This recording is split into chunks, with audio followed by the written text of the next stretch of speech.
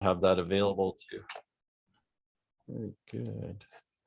I'd like to welcome everyone to this update on the COVID situation and the responses and expectations of both the local health unit and the Ministry of Labor Training and Skills Development, just to find out, what we need to be doing. We're going to get a brief update from them first, but really this is a lot just based around your questions that you have, because I know sometimes you get conflicting stuff, you hear different things, different expectations within your plants. So we'll have Will and Lindsay do their updates. And first of all, though, the Quinte Manufacturing Association would like to thank the Belleville Chamber of Commerce for helping put this together and leveraging those contacts that they've utilized throughout the pandemic to make sure that there is outreach to their broad base of members. In this case, we just want one for manufacturing, and the health unit and the ministry were willing to do that. And again, thanks to the chamber. So Lindsay, I don't know if I want to turn it over to you and just anything high level that you want to talk about, and we'll go from there. Sure.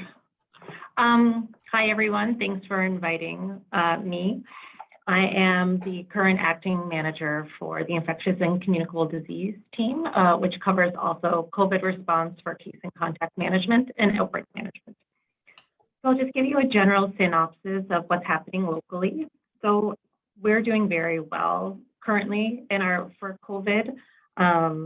We have only 11 active cases that we're managing, and that means an individual within their isolation period.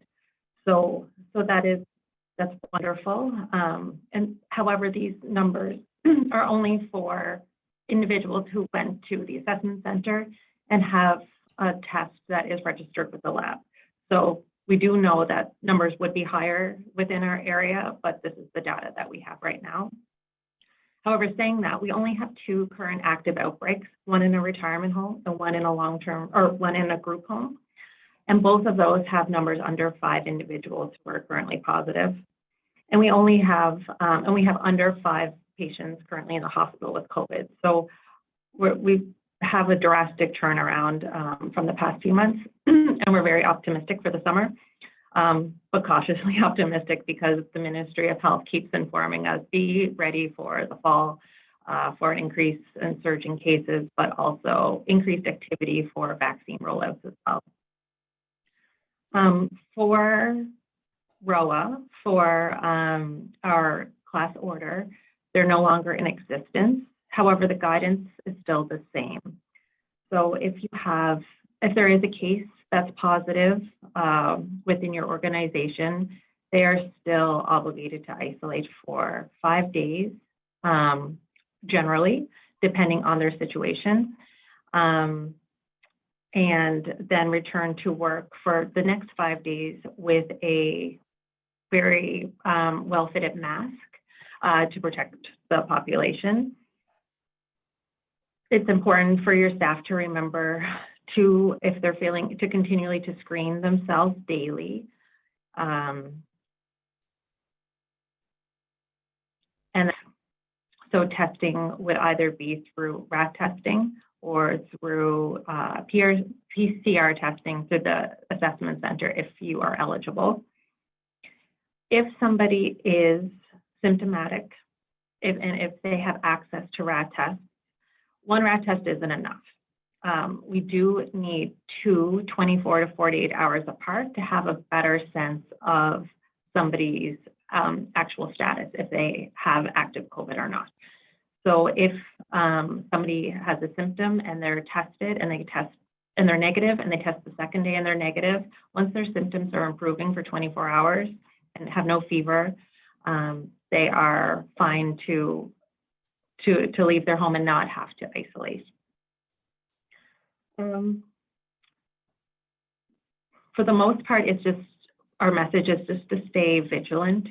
The numbers are still within, the virus is still going around within the community, and it's just important to be aware and not fully put your guard down, even though measures have decreased a lot, and just to continually to encourage vaccinations, and just to be prepared for the fall, because it is just a regular respiratory season as well. And so while COVID will increase, so will influenza and a lot of the common cold viruses as well. So that's all from public health. We're pretty lucky that we're reducing so much of our regulations and the things we're stringent on, but feel free to call anytime with any questions. Thank you, Lindsay. And Will, we'll throw it over to you for a bit from the ministry's perspective, because we have heard in the past from manufacturers that they sort of get different messaging. So whether or not that's actually happening or it's just interpretation, but it would be great to hear from the. Oh, no, it was happening. Okay.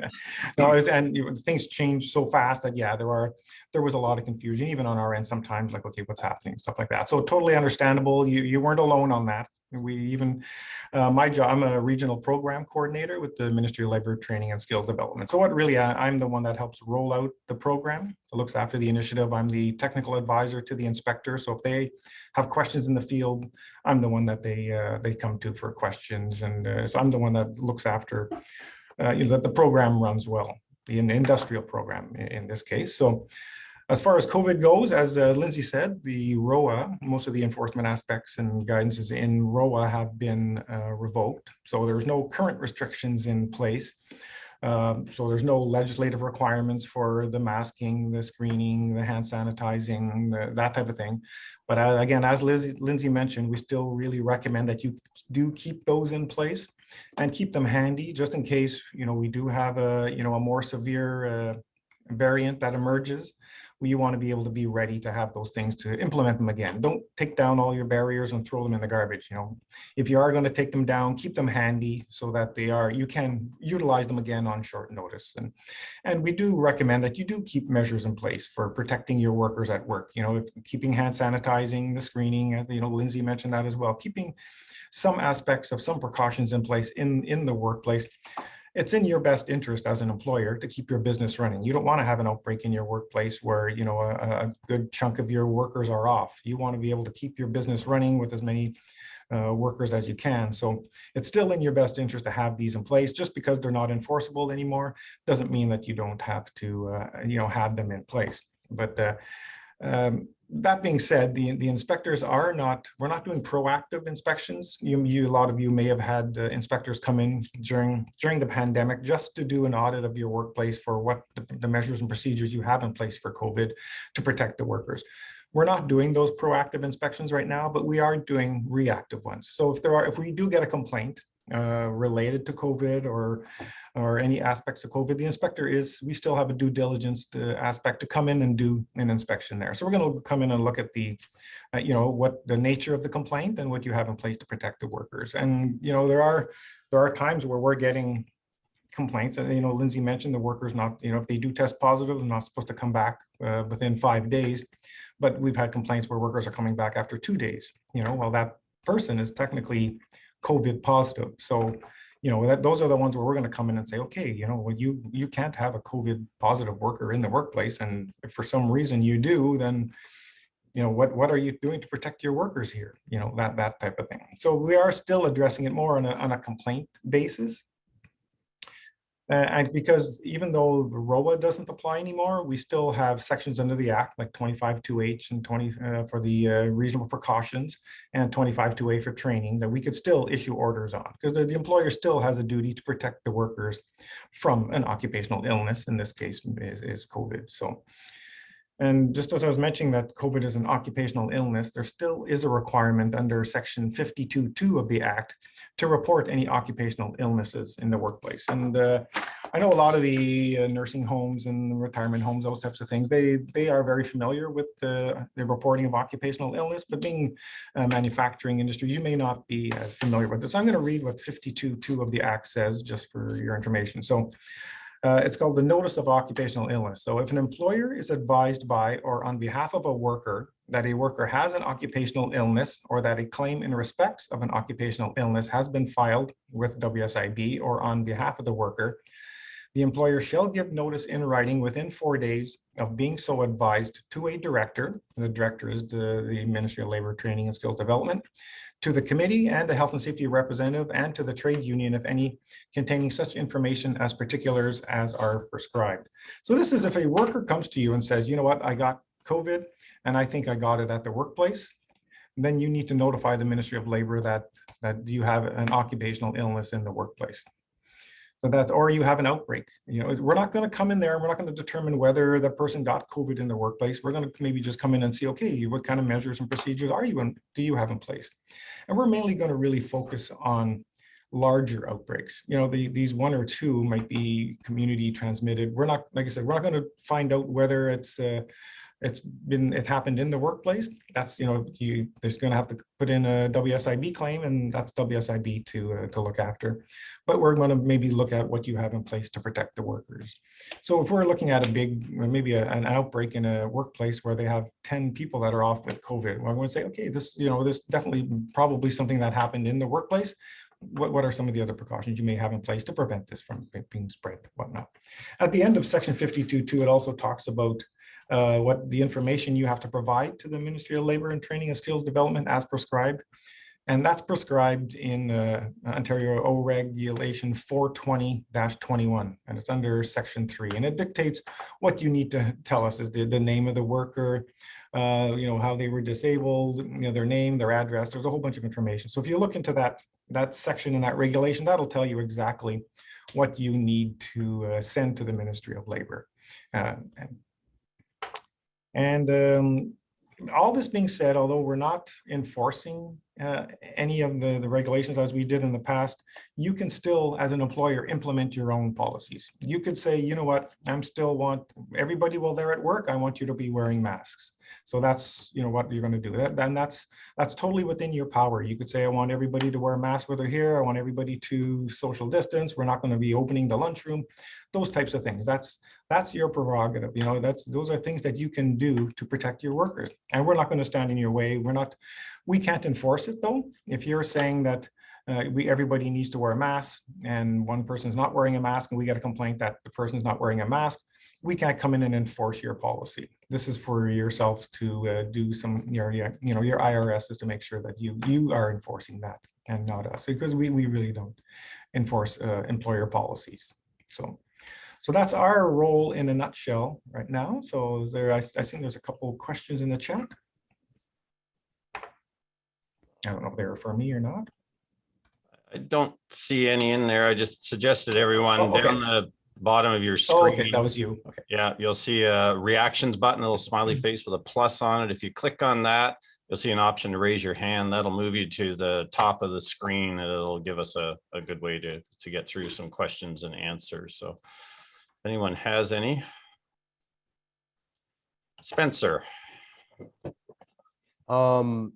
If the employer is aware of an immunocompromised person in the workplace, or maybe a spouse of a worker that might be immunocompromised, what are our obligations for that? For us, though, the spouse we really can't do much about, but the worker, the immune-compromised worker, could be considered to be a susceptible worker. So the employer would have to take precautions in place to protect that worker.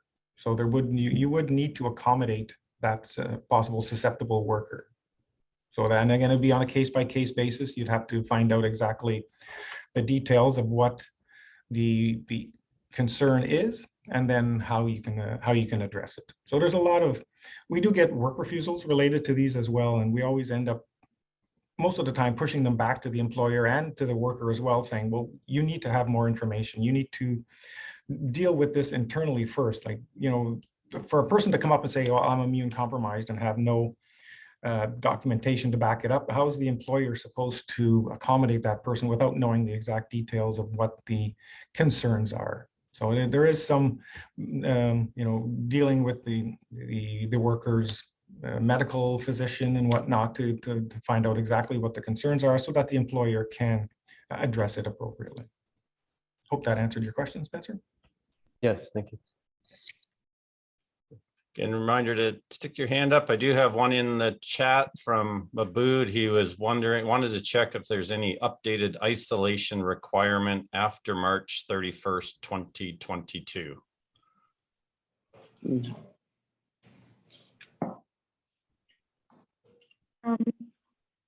So I guess the two scenarios that we come across is if an individual is positive, Then if they are fully vaccinated and not immunocompromised, their isolation is 5 days away from everybody. And then the following 5 days is to wear a tightly fitting mask, keep physically distanced, and not to perform any activities where you take off your mask where you're close to individuals.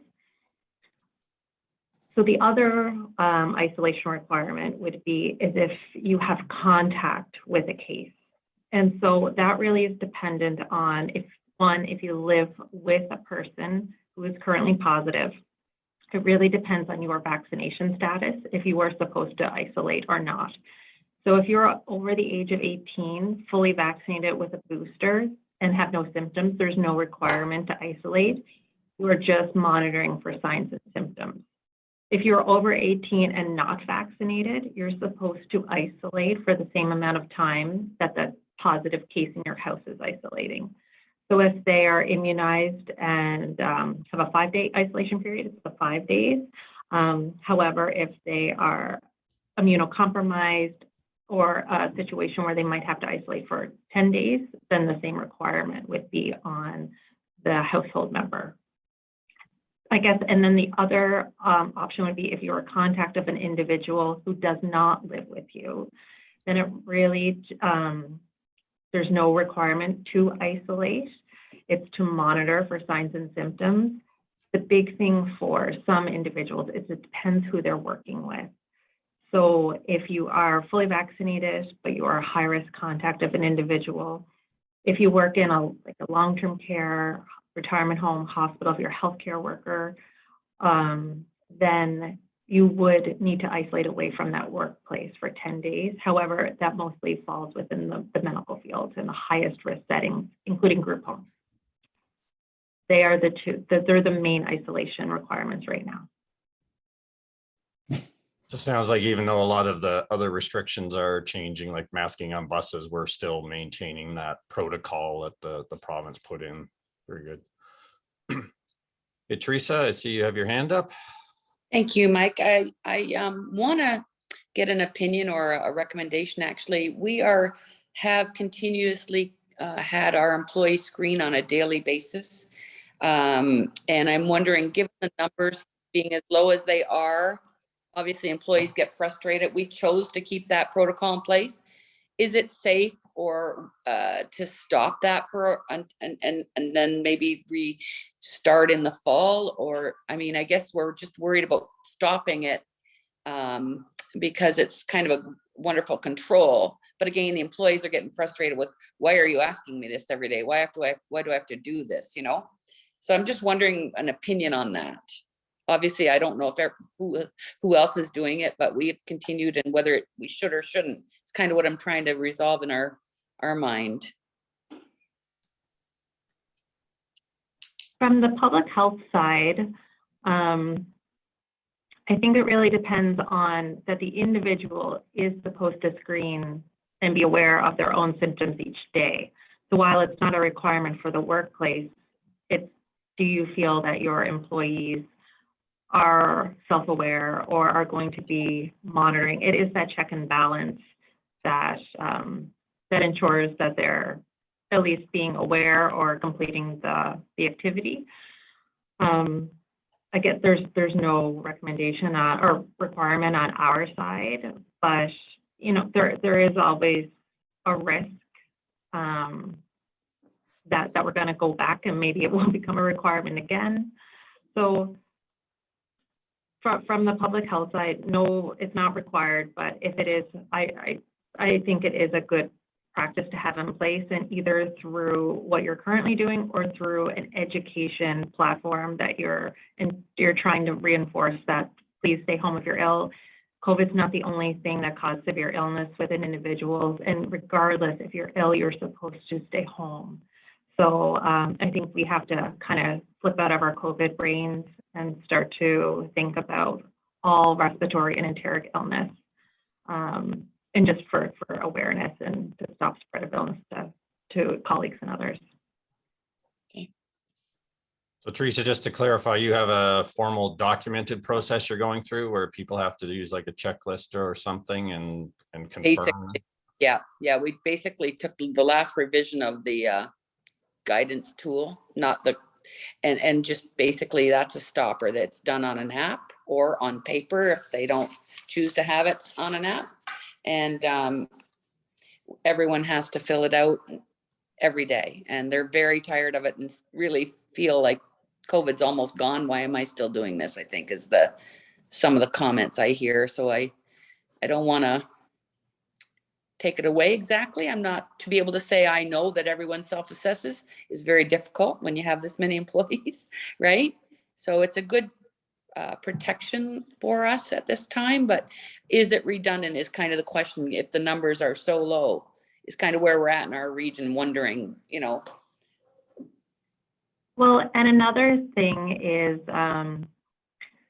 truthful. Like, how truthful are individuals? Often when somebody gets a shower in the morning and dressed to go to work, they went with intent to work. And the screening tool is really that check and balance, but it may not always be that an individual is non-symptomatic and going to work. And so it's that education and culture also within the workplace, just to make sure that people want to protect their colleagues and their friends and their work family around them. Yeah, true. That's true. Yeah.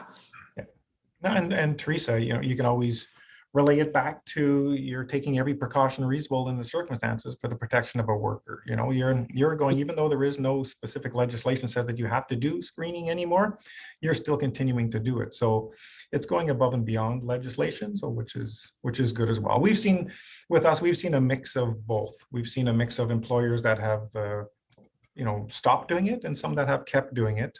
And a majority have stopped doing it. Some have a hybrid model, you know, and I think for us in our office here, we don't do the screening in the morning anymore, but we do log in and log out of the office so that there is some tracking of what's happening here, of who's coming into the office, just in case there is someone who is COVID positive, at least we know who was in the office at the time and stuff like that. So, but you know, it's your call, Teresa. And Well, thank you. I appreciate that.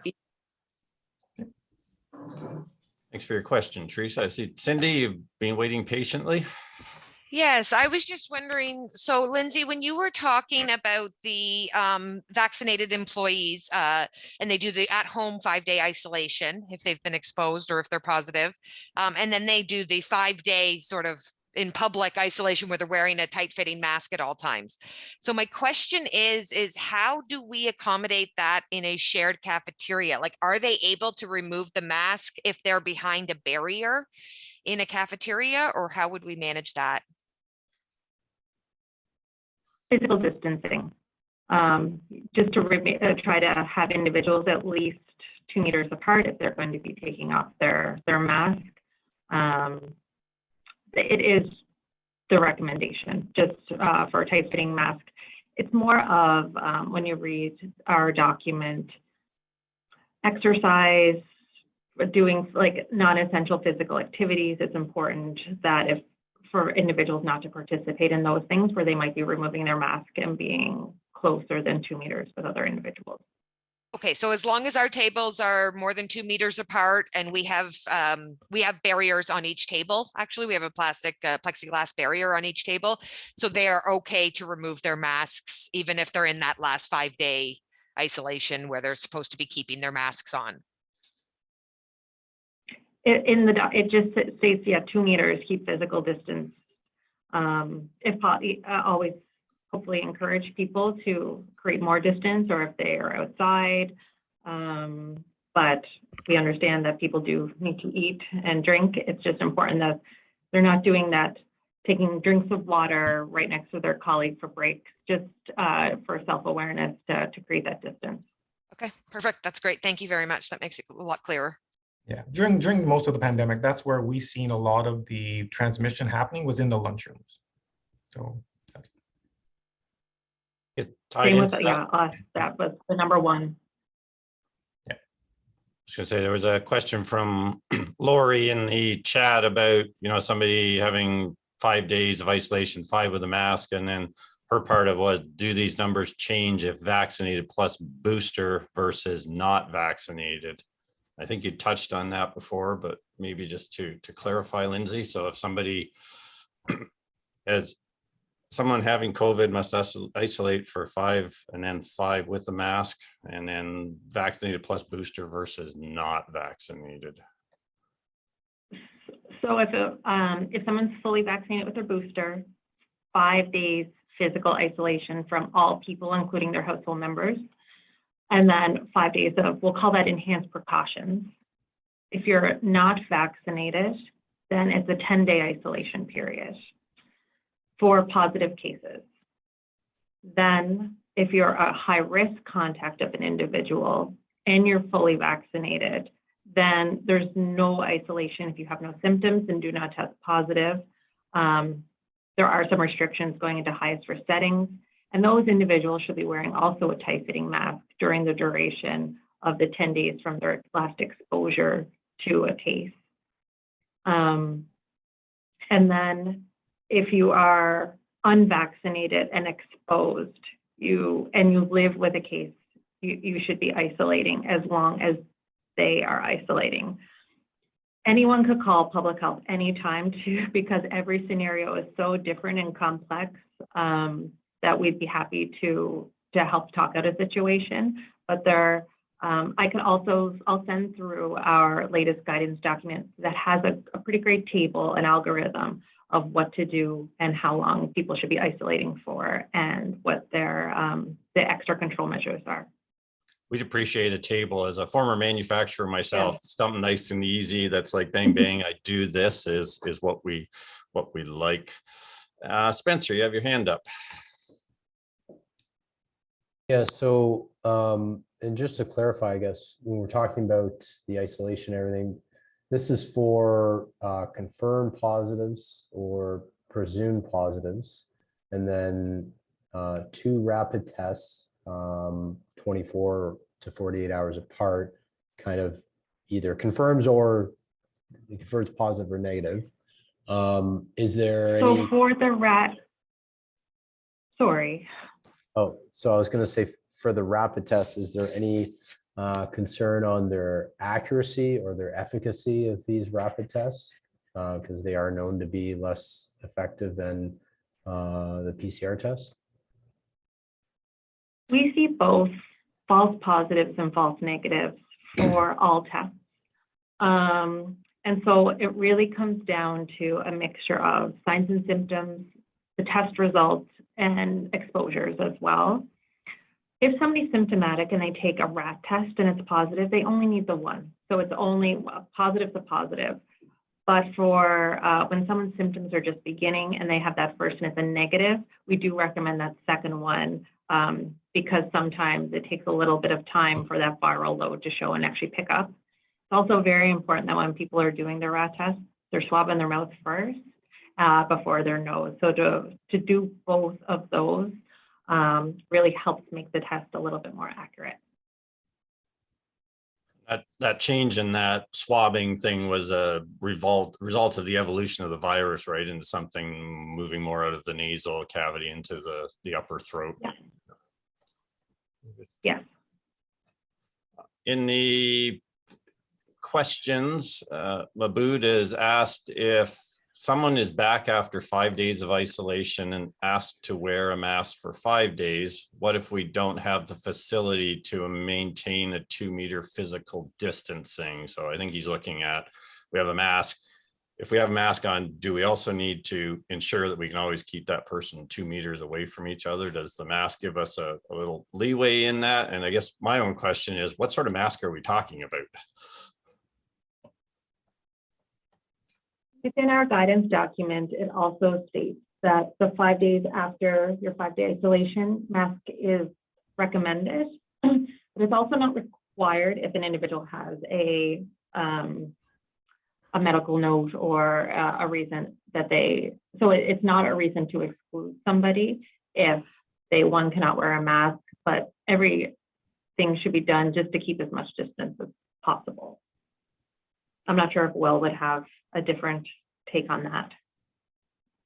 No, I think we at this point, we're following your guidance at that point. So just looking back at his question, and he can correct me if I'm wrong. So there isn't a requirement if people are wearing their mask to maintain that 2-meter separation as well? Like if you wear the mask, does It's that? not a requirement, but recommended. So we don't have a class order right now, but it does state all the precautions, mask, like tightly fitting masks, physical distancing, not removing masks, and staying away from vulnerable individuals. Okay. And then we have a question from Donna. Can a coworker leave work because someone they work with tests positive? Like, Will, that almost sounds more like a ministry question. Yeah, I guess it's a case-by-case basis. What kind of close contact was this worker with the person that tested positive? Were they working at the other end of the plant? But if they were working in close proximity to the person and would be considered a close contact, that would be where maybe the employer could have some rapid tests on the workplace to be able to do a test at that point to determine whether and that person should be leaving work or not. But if they don't have any in the workplace, I would say yes, that person would be considered a close contact and should maybe leave the workplace to go get a test as soon as possible. Okay. Lindsay, would you say that as well? Yes. And are most workplaces providing the rapid test to their employees?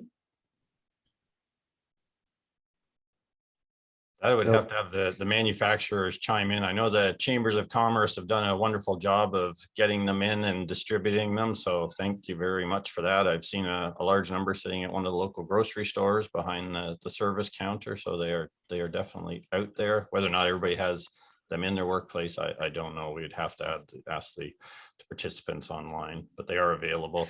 I guess that program is wrapping up though, isn't it, Lindsay, in the next little while, the distribution through the chambers? I believe so, and the requirements have changed for reporting back information because we're subjected to us as well with our program.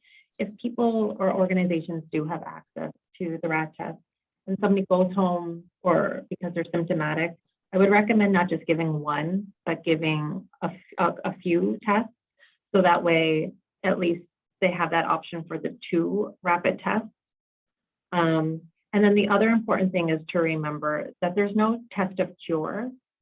So it's not something that if someone's positive, that you're asking them to get a negative test. After the 5 days isolation, it's considered their isolation's over. It's not recommended an individual with no symptoms gets tested again with rapid test for 30 days. However, if you are symptomatic in the future, to retest. I know that there's some confusion with the 30 days, if I was sick in the past 30 days or 90 days.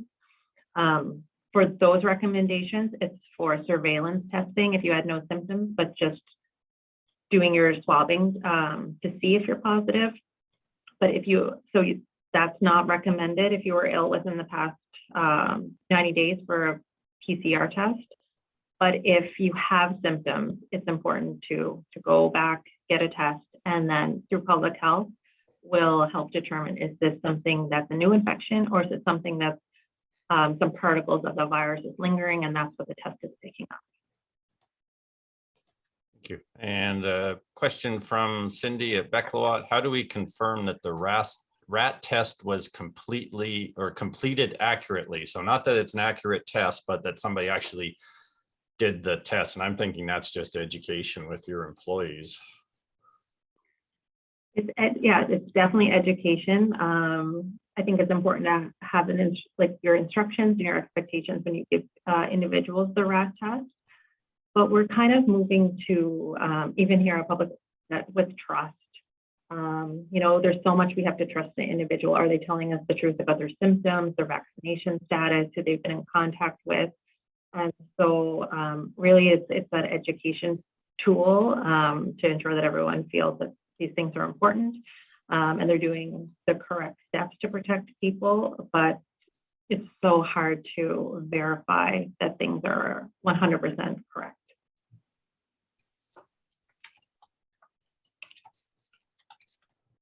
Well, if we don't have any more questions, if you do, final chance, I just pop on screen, stick your hand up, throw something in the chat, just trying to monitor 3 different ways of this stuff going on, but I don't know. Teresa, is Shandy online with you?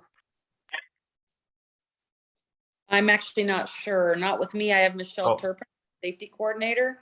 Shandy may be at home or up in her, I don't know. Okay. I thought I saw somebody off to the side. I thought as the chair of the QMA, she might want to say something, but in Shandy's absence, I would like to very much, first of all, thank the Belleville Chamber of Commerce for taking the lead on this, the work that Jill did beforehand, the flexibility of everyone. I know we were working around schedules, and this was like Monday, it was like, this is the day that works for us. So both to Will and Lindsay, thank you very much for your time. We do have your contact information, or is it okay to provide that to the manufacturers if they have something specific, or is there some other avenue they should go through for either one of you? No, absolutely. They can contact me if they have questions. Okay. Mike, you're gonna get the flow chart from Lindsay and send it out to us?